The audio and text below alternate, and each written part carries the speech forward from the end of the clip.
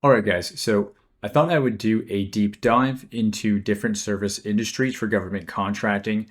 And we're going to get started by deep diving into janitorial services as one of the offers that you can offer as a government contractor, small business in the space. This first video is, again, it's going to be a many multiple video series, all focused on janitorial for this series. Today's video, we're going to break that down into looking into the total spend, of course, around janitorial. We'll look at some janitorial awards. We'll speak about barriers to entry or low barriers to entry for this industry, upfront capital that could be needed, size standard information. We'll take a look at the recurring service business model out of my book. I'll also weigh in on a staffing approach for this. The goal is to cover all of kind of like the main points from research, to contracts to performance, so that you can kind of get an insider's look if this is an industry that you are wanting to dive into. So let's just go ahead and get started by looking at the total spend. And to help us do that, we are going to go over to USA spending. And we're going to start pulling some data and crunching some numbers. And the reason I'm doing these as screen share videos instead of me being on camera the whole time is so you can actually better follow along and actually learn how to do this so that you can do this for whatever industry that you are wanting to do. So looking at USA spending, what I did just there is go to the advanced search. Now coming down, we can look at data for, we'll say the last 5 years, and I'll do that just by selecting the appropriate fiscal years, the FYs.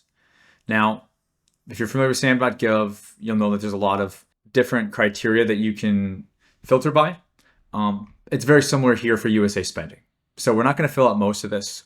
We're just going to go down to the NAICS code section, North American Industry Classification System, and I'm going to put in the janitorial NAICS code that we'll be focusing on for today.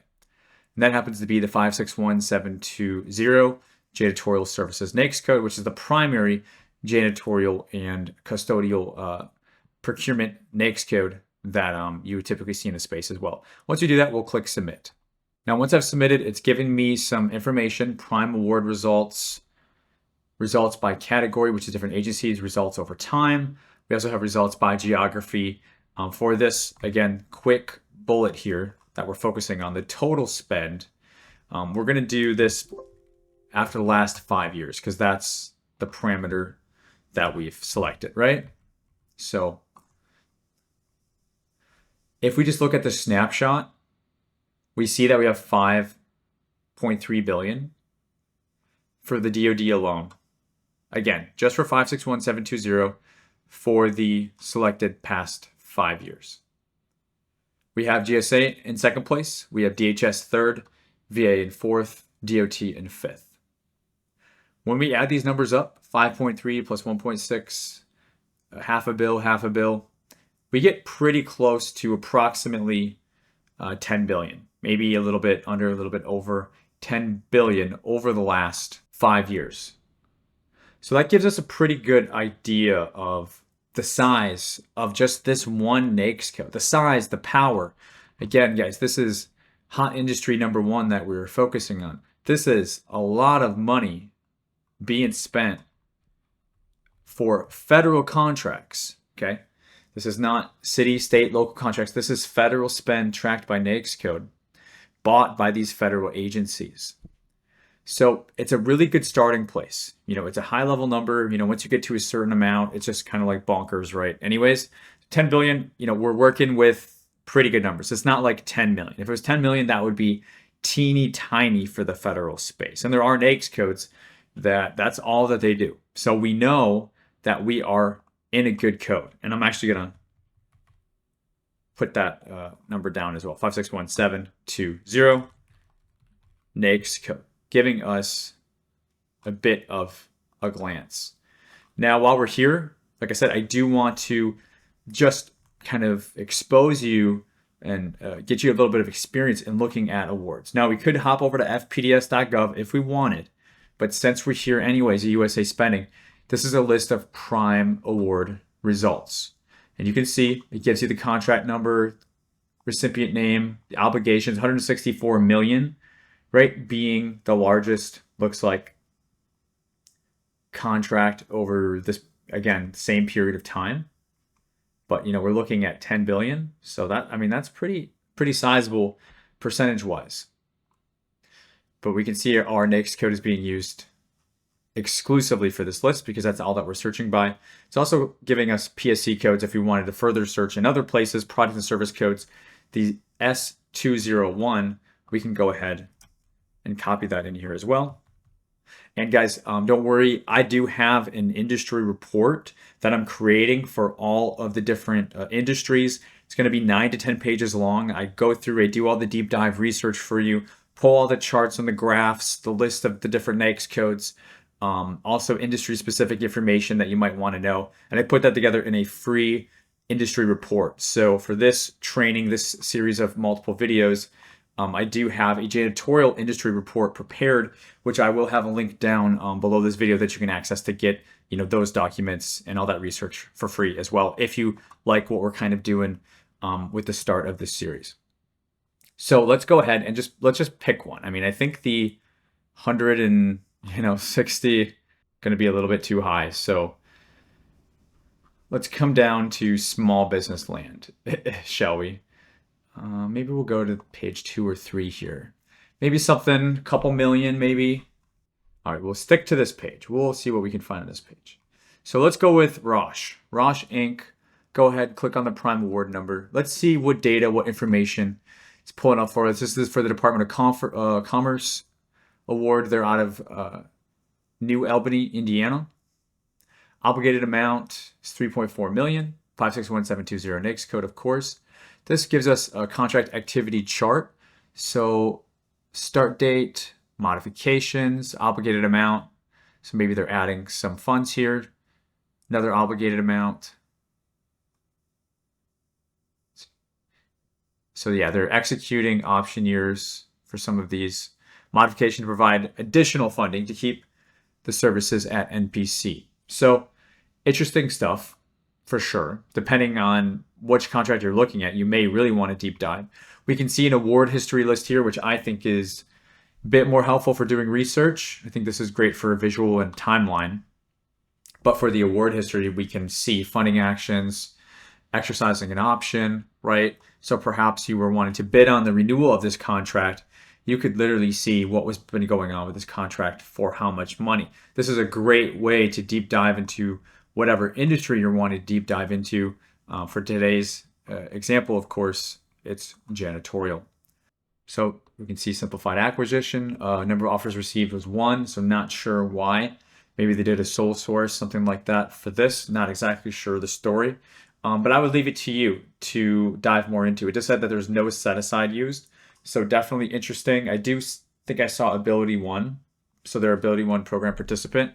That can also influence awards pretty significantly, I would say, for certain contracts and programs that prioritize the use of special needs staffing, right? Putting people to work is an amazing thing. And we do see that on government contracts by government contractors, okay? So there's more into that space as well, if that's something that you are wanting to do, or maybe something that you already know a little bit about. Let's see, what else do we have? I mean, I'll stay on this page. Let's go to Avatara LLC. This is with the VA. Once again, 3.4. We have a different looking chart here. They're saying current end, potential end, but then looks like they have some deob. So deobligations. What about this one? We need to make those circles just a little bit bigger so that we can actually click on those. Looks like another minus 123K. So maybe they ended it here, right? Potential end date. Let's see the award history, 2021 up to 2022, and that's all the results that we have. So that's why this is showing us over the last 5-year period, because it looks like they executed at least one option, and as of May 2022, that was the last actual transaction on this. And these last two, as you can see, these were the deobs. So really, November was the execution of the option, and then it appears that it finished and then they didn't spend any more money. Okay, it's kind of what that story looks like. Let's see if anything else jumps out to us here. We do have the funding office if you wanted to kind of dive deeper into this contract. But this is Janitorial Services, guys. These guys are out of North Carolina. All public information. SDVOSB company. So likely SDVOSB set aside. Set blank. So no, it's full and open competition. So they did not do that for this one. So this is just showing high level information that you can find on your own. We'll do one more and then we will keep things going. I will start talking about barriers to entry and upfront capital to keep this video interesting and helpful for you guys that are hanging out with us and watching. Let's see if we can find one that's a bit smaller, a little bit more down to earth for new government contractors, closer to 1 million or so. And you can export data, just so you know, it can take a long time depending on how much data you're exporting. But they do have share download. Okay. All right. Who's feeling lucky today? Let's do Clover. Clover 1 JV. JV is when two companies come together to form actually their own entity. Okay. So through the JV for these janitorial services, they're actually creating its own entity with its own unique cage code. So 1.7 looks like activity began June 2025, so June of this year. And so far, they're between September and October. So they had a $1.6 million funding action back in June, and that's it. Very, very new. So good for these guys. A nice sized contract, full and open competition once again. Guys, I know a lot of you small business government contractors, you stray away from the unrestricted, the full and open contracts, but it seems that small businesses avoid the unrestricted, and then large businesses avoid the unrestricted that are this small because they're busy going after, 8-figure contracts and above. So something, 1 million, 2 million unrestricted, I do find that there is a bit of a sweet spot gap at times when it comes to competition. Did they say how many awards were received? Let's see. They left that blank, so I'm not sure. But like the last one we looked at, it was 1, but that was an Ability 1 contract, it looks like. So a little bit different. Okay, so now we've reviewed 3 between 1 million and up to 3 to 4 million. We saw, what were the agencies? We had the VA. What was this last one?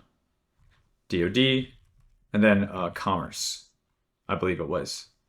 So the cool thing is, and we'll talk more about it, is that we're seeing lots of agencies buying janitorial contracts all the time, pretty much everywhere, right? Because of these buildings, they need the upkeep. So let's look at barrier to entry. When I say barrier to entry, it's like, how likely is it for you to enter into this space? So we have to talk about self-performing and teaming, because I know, some of you folks are coming from different strategies. So janitorial services is low barrier to entry. For example, there's not a janitorial quote unquote license required. So there's not that subject matter expert SME special certifications requirements on state levels that are typically existing for this industry. Most contracts just need the basic business registration, maybe a basic business license, and of course, registration in sam.gov. When that happens, there is minimal startup paperwork. And as I kind of already mentioned, there's not a whole lot of complexity to getting set up. If you are going to self-perform, you think about basic cleaning supplies, tools, vacuums, mops. We also have PPE. All this is going to be for around a few $1,000s, perhaps. Now, if you are wanting to subcontract or team up, these companies are also usually local to where the government sites, locations, bases, right, to where those are set up and exist. So to have the ability to call around, say finding at least 10 of those companies, right? To hopefully speak to a few and get quotes from a few so that you can put a proposal together and team up with someone. Okay, you're gonna have to have adequate numbers. So you're gonna be working with local janitorial companies for this. And if you ask yourself, typically, is there adequate janitorial companies? Well, yeah, as long as it's not a location that's out in the middle of nowhere, typically you are going to have sufficient opportunities to reach out to qualified companies. In addition to that, there is high demand. I already touched on federal buildings, whether think of the VA, DOD. I mean, all these buildings need maintenance, and not just maintenance, but ongoing. It's scalable. It's base and option years, and we're going to spend a whole section talking about scalable contracts, right? But start small, build past performance, and then you can start to build larger custodial or facility contracts later as well. Perhaps, maybe even with an expanded scope under facilities, because the facilities NAICS codes and facilities contracts do have different procurement NAICS codes that they go after. And by and large, not to pick on IT or construction, because we are going to cover those industries as well, more than likely, but it can be a faster path, once again, just because it is simpler in nature. And by and large, we see more simplified acquisition procedures for those contracts that are qualified based on the dollar amount. And again, just the proposals in general are not overly complicated, not requiring that subject matter expertise per se. So I would say for barrier to entry, that is very, very encouraging, whether you're looking to self-perform or you're looking to team. I also wanted to touch on, while we're at it, potential upfront capital. Before we do that, I had another slide that was really important that I wanted to show you. Now, this is not federally focused, okay, but this is just the entire market. So we can see this is from Fred, and this speaks to total revenue for janitorial services, looking at employer firms, right? So we can see here, just looking at 2020, we see this grayscale, which is probably for the COVID period. We can see a growth from 60,000, but it's in millions, so it's going to be 60 billion up to just 2022, which is as far as the census data is allowing us to pull currently, because they usually have a couple year lag. So from, I say 62 billion up to maybe 72, 73 billion, just over 2 years. But you can see all the way back to predating year 2000, the growth of the janitorial services industry, like I said, just in the overall market, is significant. So even from a commercial space standpoint, janitorial services is a very growing industry. Now, coming to the upfront capital expenses, for this industry, I think it's fairly straightforward, and we may have touched on it a little bit, but cleaning equipment, cleaning supplies, and chemicals, for example, sometimes the government, they'll have a closet, right? And you'll be able to access their cleaning supplies, and then you just supply the people and they show up and use those, and then they return the supplies back to the cleaning closet. Okay, some janitorial contracts are like that. Other janitorial contracts are asking you to actually furnish, so to speak, contractor furnished instead of government furnished equipment. So you would have to price out and supply those cleaning supplies as part of your contract, and maybe they're even going to ask for eco-friendly green products, and maybe that's something that you would have to include as part of your deliverables upon contract performance. These are things that you may have to account for in your contract, so you want to make sure that you're reading the solicitations and conducting a proper accounting so that you can properly price for the contracts you're bidding on. Business setup, I say that's kind of a wash, kind of a given. Marketing and branding, no big deal. You may have to get a vehicle, so that could be, maybe up to 10,000, depending, maybe more. I mean, that would probably be a very used vehicle. So startup costs, depending on what your approach is, self-performance or teaming, it's going to greatly vary. Could be higher than this, could be lower than this, quite honestly, as well. But it's really up to you and what your approach is going to be. And I think in terms of this, like I said, it's going to be fairly intuitive and straightforward for most of you guys that are looking into janitorial contracts for government contracting. Okay, so let's keep things going and go ahead and look at the size standard. If you don't know what that is, it is a very important concept in government contracting, and I'm going to show you size standard very specific to janitorial services and for that 561720 NAICS code. So if you wanted to just go to your search engine and do SBA size standard table, it will pull that up. You'll have to download the table, and then it will look something like this. Maybe you've seen this before. I'm going to do control find just to save some time and take us straight to our NAICS code. So let's break this down. So 561720 janitorial services, 22, and this is going to be in millions. So what this means is you remain eligible to compete as a small business on contracts that are listed under 561720, i.e. janitorial contracts, as long as the trailing average, right? Maybe it's like a 3-year trailing average. Maybe it's longer, depends how long your company's been in business. Or if you're brand new, you're probably not even going to have to worry about it because you might not have any revenue.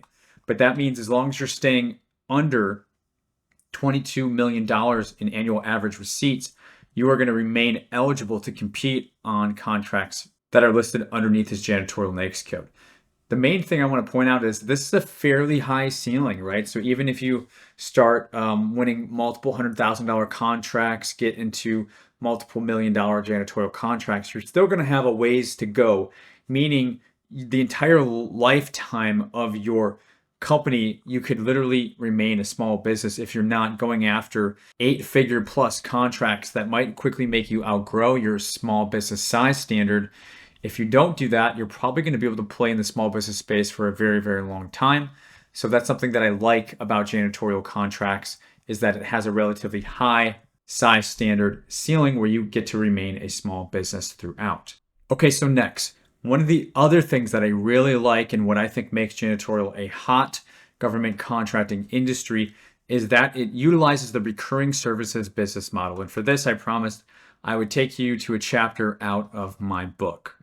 Okay, so what we have here is examples that have been building on each other. So I'm actually at example 3 for what I'm going to show you here. And we can see here, this is essentially like if you would, right? These are what if scenarios, just kind of show you what's realistically possible in the space. So what if you secured $160K your first year in revenue, okay, in contracts awarded under janitorial services? I mean, it could be under any services, but as long as it's a multiple option year contract. And for this, we're assuming it's a base plus 1, 2, 3, 4. So it's a 5-year contract. So recurring service model, base plus 4 option years, 5-year contract. I like this. I like for you to only focus on these if at all possible, because this is how you stack, compound, and build a true book of business, just like an insurance broker would, who when they go to retire after 30 years, they have this whole book of business that another person or agency, probably just another person, is going to buy from them because it has all of these policies, right? And usually you stick with the same insurance unless you're actively shopping it around. But those are going to renew, because who likes changing insurance all the time? Well, these contracts, they're not going to go 30 years, but they can go base plus 4, so 5 years. So they can compound and stack and build you a nice little book of business. So for your first year, if you did 160K and then you just did that every year over 5 years, that's what this could look like, okay? So the first year, and we're saying 25% margins, that's not what I recommend that you bid at.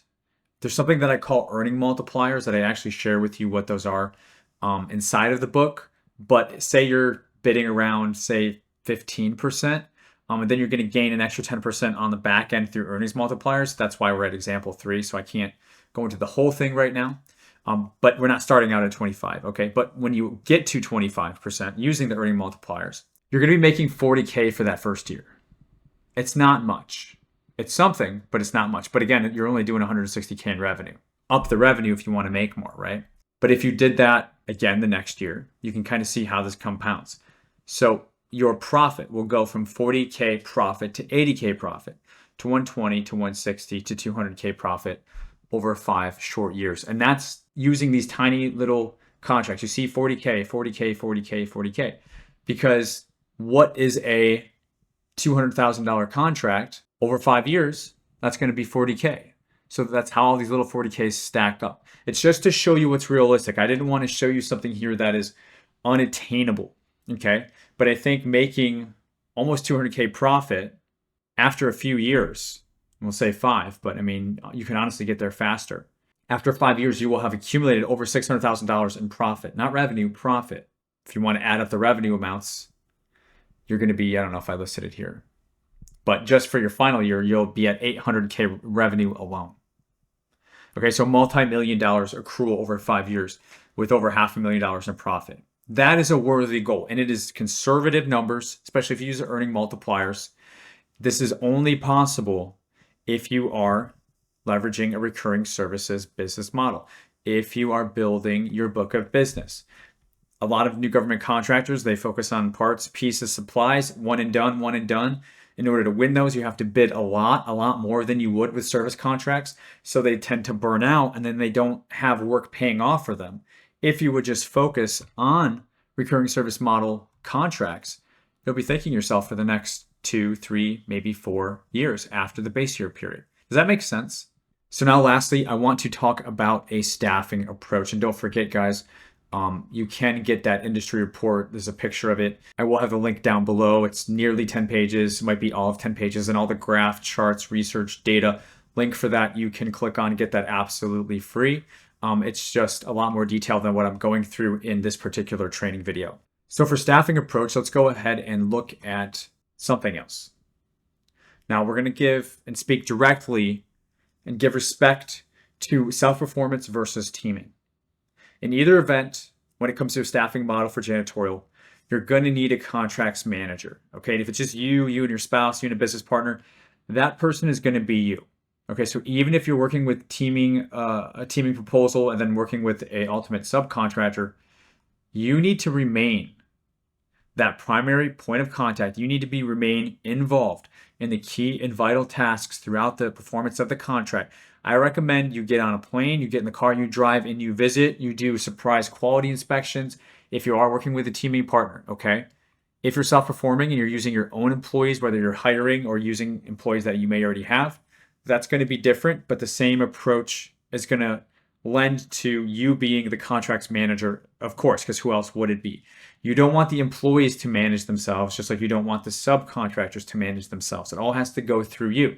And even when you're using your employees, I still want to do surprise pop-in checkups to see how things are going, okay? Because maybe it's going to be mopping, maybe it's going to be vacuuming. If it's seasonal, there might be snow, slush that's coming in on the rugs.